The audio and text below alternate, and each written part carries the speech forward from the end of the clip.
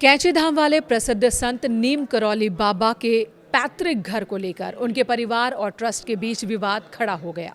उत्तर प्रदेश के फिरोजाबाद के अकबरपुर गांव में स्थित बाबा के पैतृक मकान पर मालिकाना हक को लेकर बाबा के छोटे बेटे की 6 नातिनों ने डीएम से शिकायत की है, जिसके बाद श्री ठाकुर हनुमान जी ट्रस्ट की ओर से आधिकारिक जवाब सामने आया। इस पूरे विवाद में दोनों पक्षों का क्या स्टैंड है, ट्रस्ट का क्या जवाब है, विस्तार से जान लेते हैं। सबसे पहले बात 6 नातिनों की मांग की कर लेते हैं। दिवंगत छोटे बेटे धर्म नारायण शर्मा की 6 बेटियों ने सुनीता शर्मा, अर्चना शर्मा, वंदना शर्मा, भावना रावत, ऋतु तिवारी और ऋचा रावत ने फिरोजाबाद के जिलाधिकारी संतोष कुमार शर्मा से लिखित शिकायत की, जबरदस्ती कब्जे का आरोप लगाया। नातिनों का कहना है कि ये उनका पैतृक आवास है और इसे कभी भी ट्रस्ट को दान नहीं दिया गया था, लेकिन श्री ठाकुर हनुमान जी ट्रस्ट ने इस पर अवैध कब्जा कर लिया है।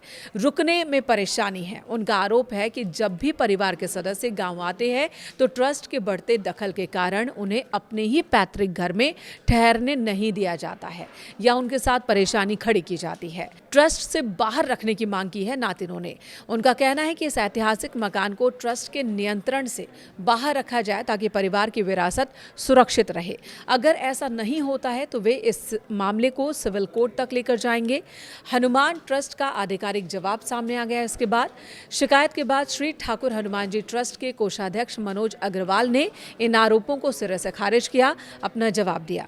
कानूनी तौर पर मिली संपत्ति है ये। ट्रस्ट का दावा है कि बाबा का पैतृक घर, मंदिर और डाक बंगलिया कानूनी तौर पर ट्रस्ट को ट्रांसफर किए गए हैं, यानी कि दान में दे दिए गए।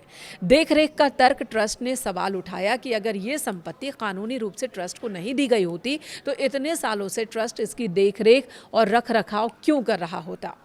साथ ही ट्रस्ट का यह भी कहना है कि केवल सेवा भाव से इसका संचालन कर रहे हैं। संपत्ति का कोई भी निजी या कॉमर्शियल इस्तेमाल हमने नहीं किया है। पारिवारिक जुड़ाव को लेकर भी ट्रस्ट की ओर से बताया गया। ट्रस्ट के मुताबिक इस ट्रस्ट की स्थापना खुद बाबा की पत्नी राम बेटी ने साल 1996 में की थी।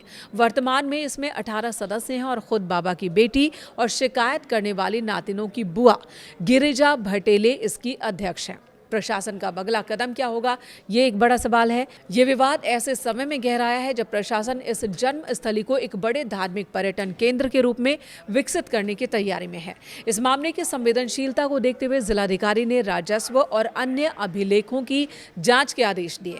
जांच के बाद ही अब यह स्पष्ट होगा कि कागजी तौर पर इस पैतृक संपत्ति का वास्तविक मालिक कौन है।